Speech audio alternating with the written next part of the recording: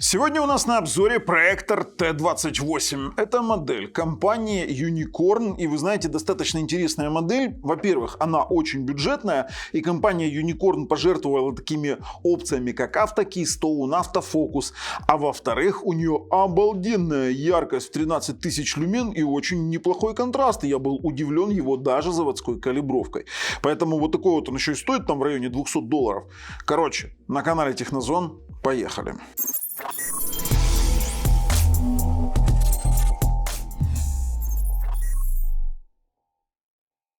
Знаете, что самое интересное? Что эта компания отличилась тем, что она выпустила такие интересные проекторы, как M6 Pro, который у нас был на канале. Сначала я как-то к нему отнесся не очень, потом он у нас работает. Ну, в принципе, работает. Там, знаете, в чем проблема?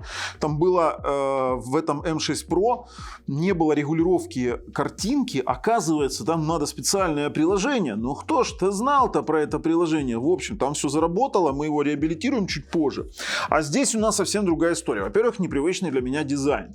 Во-вторых, практически отсутствует эффект линзирования. Для меня вот этот вот путь механического автофокуса, да, это путь удешевления, потому что за эти деньги они нам предоставили проектор, в котором действительно нормальная картинка.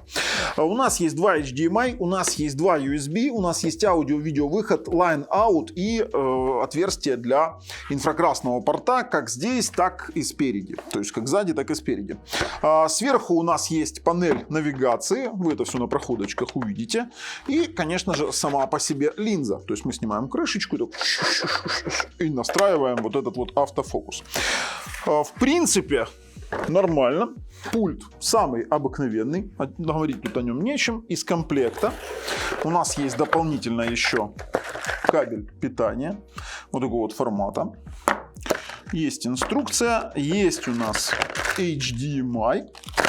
Аудио-видеокабель, и есть даже вот этот вот винт для регулировки угла наклона. То есть вы можете вкрутить винт и поставить его вот таким вот образом для регулировки угла наклона. Просто так.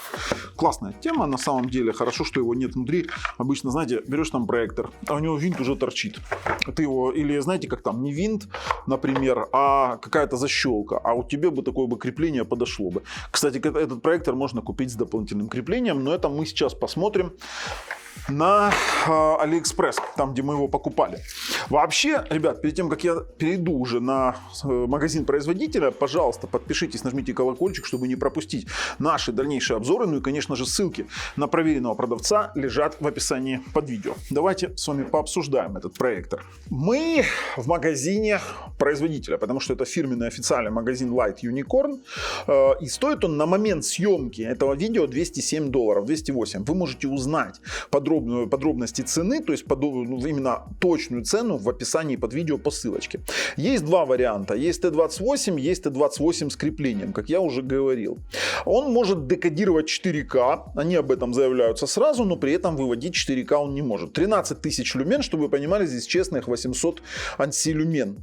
И вот я буду снимать обзор, я вам покажу, что я снимал обзор даже в освещенном помещении. То есть я не снимал обзор в полностью темном помещении. У нас есть Android TV, вроде бы как, но это просто оболочка, сам по себе Android здесь самый обыкновенный, до 300 дюймов и есть 5 ГГц Wi-Fi. Честно вам скажу, рассчитывать на то, что, вот, кстати, они здесь говорят про 800 ансилюмен, честно вам скажу, учитывая специфику вообще этих бюджетных проекторов, я всегда рекомендую использовать внешний TV-бокс, либо мини-ПК, либо просто компьютер. Почему? Во-первых, в таких проекторах нет честных 24 кадра. Есть 60 Гц, и само собой для того, чтобы у вас была плавная картинка, например, в каких-то супер динамических сценах, то вам придется использовать плееры с уплавнялкой именно на вот этих самых компьютерах. Хотя, в принципе, его Android-систему можно использовать и как самостоятельное устройство, ну, например, для просмотра фильма с внешних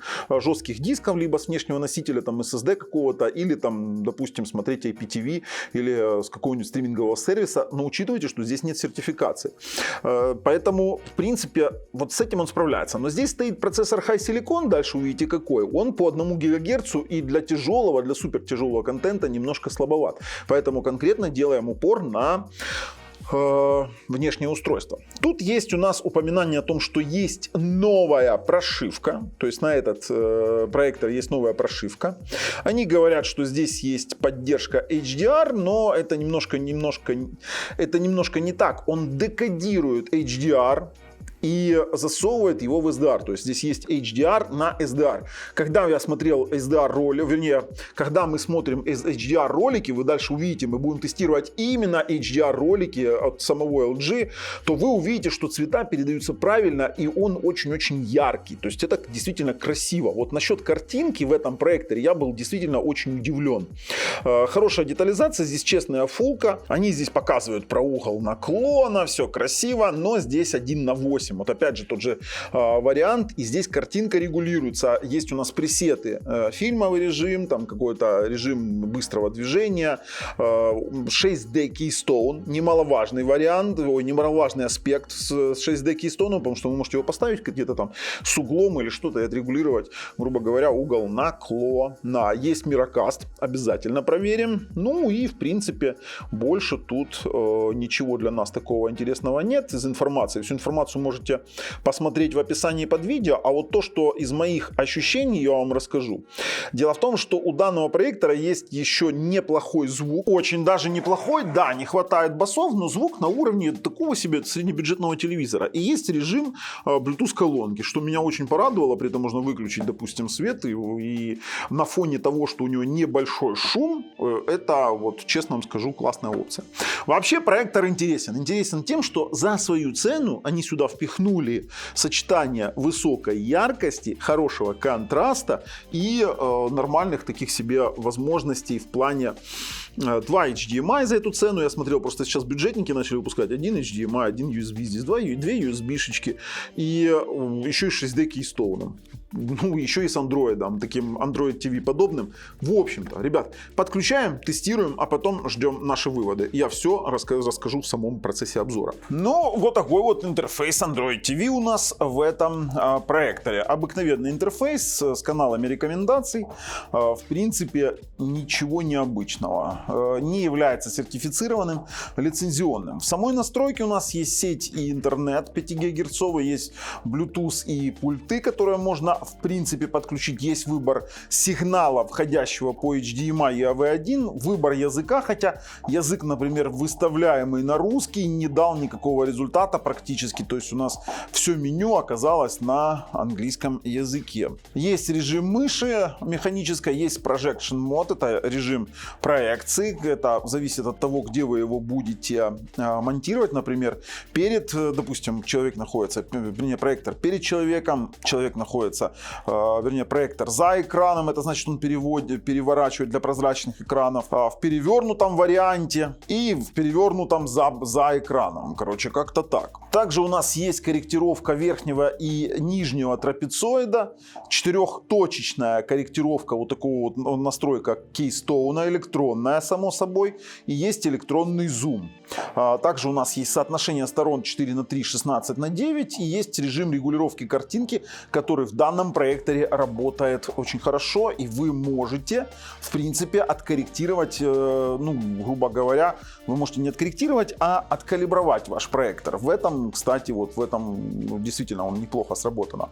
У нас есть системная громкость. Что еще? Больше ничего здесь нет. Если посмотреть на хранилище, то у нас 32 гигабайта хранилища.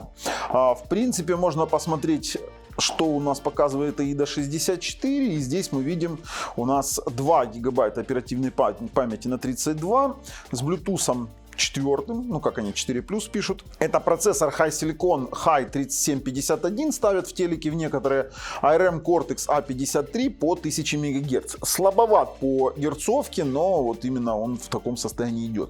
Все-таки мы его брали из-за его яркости. Full HD разрешение на 60 Гц. По сети он законнекчен, и в нем стоит Android 9.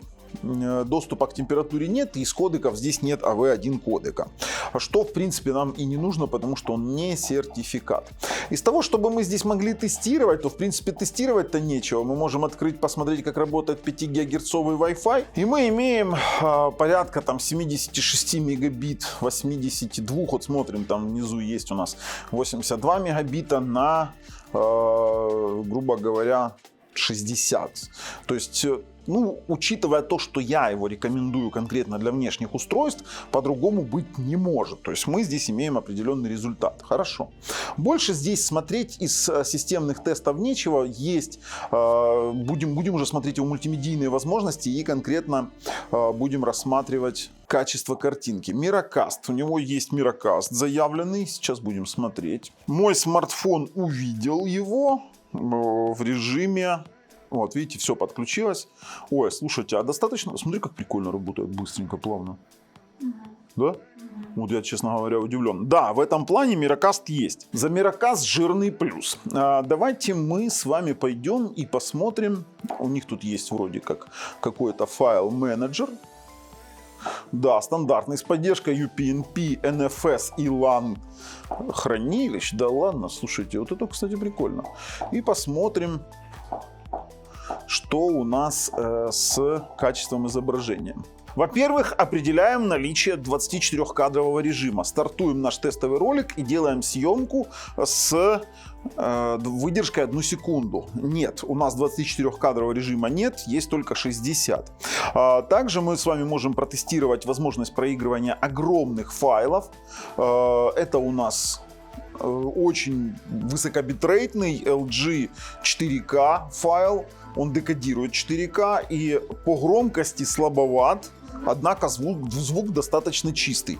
Громкость слабовата. То есть я бы использовал внешнюю акустику, но по качеству изображения у меня замечаний нет. Действительно, очень красиво выглядит. Сейчас будем еще на тестовых роликах смотреть. Ну, давайте Sony 3 Luminous посмотрим. Очень тяжелый ролик. Он AC3 дорожку увидел. Слушай, смотри, какое качество, да?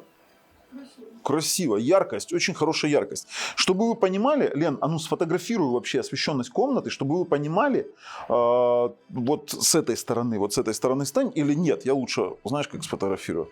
Чтобы вы понимали, вот при каких условиях проводится тест. У нас комната освещена, есть 2 осветителя на фоне.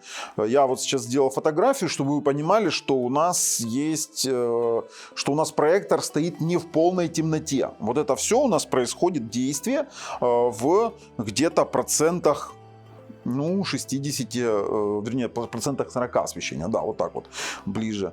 Так, еще одну. По Dolby сейчас попробуем, как он декодирует. Так, EAC3 он видит, но он его не выводит. Сейчас будем пробовать VLC плеер. Это ладно. По 4К у нас как бы вопросов нет. Сейчас будем пробовать тестовые картинки.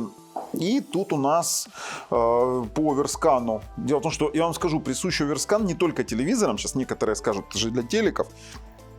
И будете правы. Потому что присущи не только телекам, но иногда нечестные проекторы не показывают полную картинку. Дальше. Слушайте, а по яркости, а я вижу. Ты видишь последний? Вот еле-еле, да? Он должен еле-еле различаться. Практически нет, да. Но вот по яркости он откалиброван.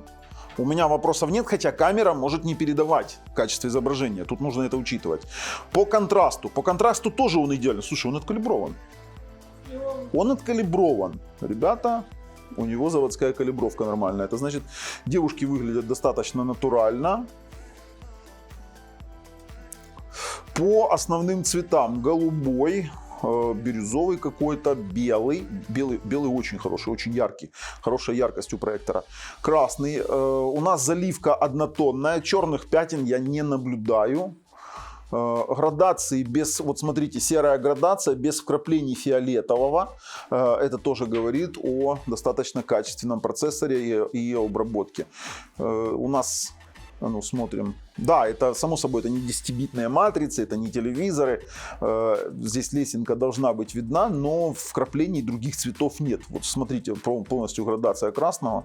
Все тут с этим отлично. Сейчас мы черный цвет хотим увидеть. Вот по черному будет все понятно. Синий, слушайте, основные цвета очень-очень прикольные. Вау! Слушайте, у него прикольный контраст. У него действительно хороший контраст. Вообще вот черный, вообще погасло все, да? Да, у него очень хороший контраст. Теперь по цветам. По цветам я вижу все квадраты различимы. Все квадраты различимы, в центре они должны быть еле различимы. Камера может не передавать, сразу говорю. Дальше. Он откалиброван с завода. Неплохо откалиброван, кстати. И, слушай, смотри. Все квадраты проступают. Все. Ты видишь? На цветовых этих проступают все квадраты. На черном есть, да. Вот подойди ближе, смотри. Смотри, ты видишь? Да. На черном тоже видны. Хорошо, хорошо. Слушай, он хорошо откалиброван. А ну, яркостно-контрастный анализ.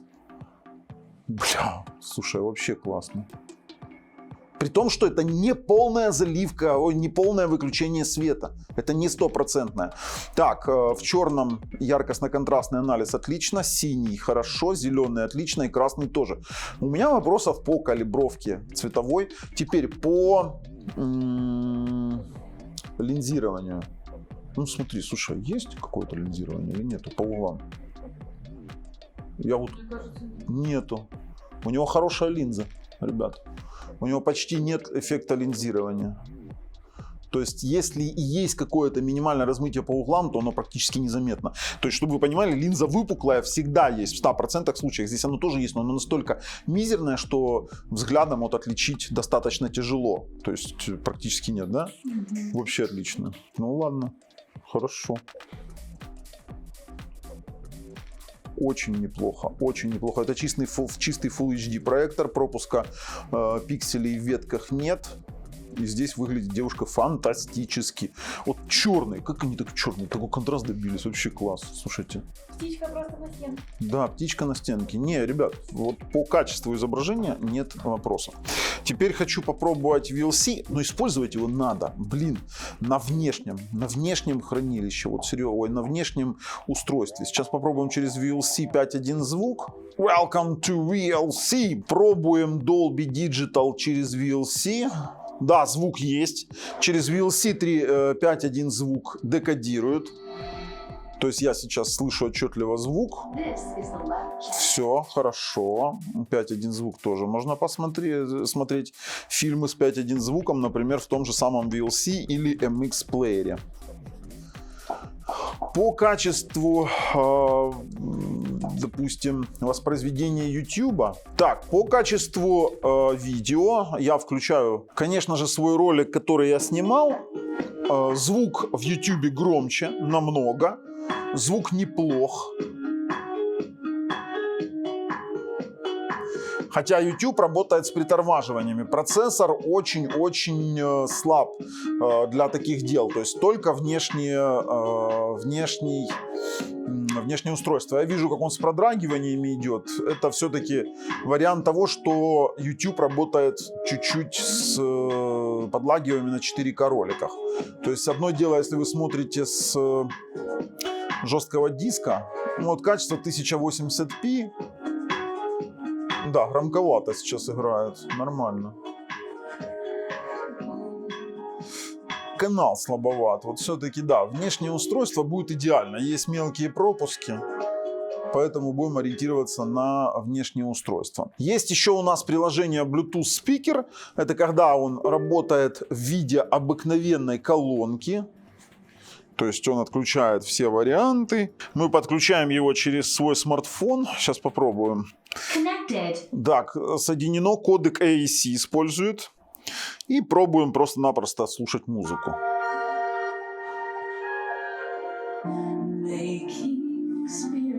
Неплохой звук, да? Тиховат, но звук сам по себе чистый. А не, слушай. Приятно, да? Не, неплохо, неплохо. Слушайте, как обыкновенная Bluetooth колоночка работает. Хорошо, ладно, этот режим есть. Он просто выходит и дисконнектится. Но на этом мы не заканчиваем наш обзор, скажем так, будем использовать на внешнем устройстве. На внешнем устройстве мы должны с вами, вот мы переключились, я использую Xiaomi Mi Box S. Именно мы этот проектор рекомендуем для кино, для YouTube. А ну, Лен, переключи, пожалуйста, жесткий диск на Mi Box S, потому что мы хотим оценить с внешнего, скажем так, носителя качество изображений. Так, он у нас поддерживает SDR, пока Лена переключает. Входящее разрешение поддерживает 1080p. Сейчас принудительно включим 24 Гц. Он показывает, что есть 24 Гц. В данном варианте мы должны с вами проверить тоже на 24 кадра. То есть я специально включил принудительно 24 Гц. И в режиме односекундной выдержки буду сейчас фотографировать. Пробуем. И у нас чистая шахматка, тоже 24 Гц честных нет. Переключим обратно на 60. То есть в данном варианте я рекомендую использовать какой-нибудь мини-комп с уплавнялкой. Тогда вы получите максимально какой-то вот эффект именно плавной картинки при просмотре фильмов. И уже здесь мы, допустим, просматривая в YouTube какие-то ролики, какие-то фильмы через стриминговые сервисы, можем включить какой-то мой такой. Это очень красиво действительно будет. То есть его яркость, вау. Слушайте, сейчас мы добавим чуть-чуть громко. У меня сейчас громкость. Ой. Так, смотрим. Меня интересует качество картинки. Качество картинки очень отличное. Звук я уже не буду включать, потому что, честно говоря, громкий сильно. Поэтому звук неплох. Мы уже его протестировали с вами. Слушайте, ну смотрите, действительно очень красиво отыгрывает. Я эти ролики снимал собственноручно. И они действительно такие, какие должны быть. А ну-ка, моя дикая река. Слушайте, вообще там пересвета нет. В одном месте у него яркости достаточно. Отлично. Отлично, просто отлично. Вот вы знаете, вот нет автофокуса, да и хрен с ним. Но когда вот хорошая яркость и хорошее качество картинки, для меня намного важнее наличие, допустим, автофокуса и тому подобного. При том, что у него цена достаточно лояльная. То же самое, например, при просмотре каких-нибудь фильмов. Ну, Леш, покажи здесь очень маленький там какой-то уголочек. Там, я не знаю, сейчас мы найдем какую-то более-менее светлую сцену. Ну, я вам скажу, для фильмов он подходит. Я вот не совсем понимаю смысла, допустим, брать под него ТВ-бокс. Я думаю, что комп это будет вообще отлично. По качеству изображения с внешних источников нам нужно еще протестировать. Имеется в виду тестовые картинки. Так, меня интересует тест на контраст. И да, тест на контраст у нас показывает отличную контрастность. И тест на яркость, он у нас, хотя и отрегулирован, но в данном варианте я бы чуть-чуть картинку подрегулировал. Что, в принципе, можно сделать в самом проекторе. Девушки выглядят точно так же. Вообще, слушайте, допустим, качество картинки, оно такое же, как на внутреннем плеере. То есть, да, абсолютно. Я даже вижу по этим градациям, которые проступают. То есть у меня вопросов по качеству картинки что с внутреннего плеера, что с внешнего нет. Ну что ж, я готов проходить и резюмировать данный проектор. В качестве выводов скажу, за эту цену неплохой проектор. Если вы хотите нечто подороже, у нас на канале есть огромное количество этих проекторов. Но за эту цену с такой яркостью вы точно ничего не найдете. Ну а с вами был Bubble на канале Технозон. Пока.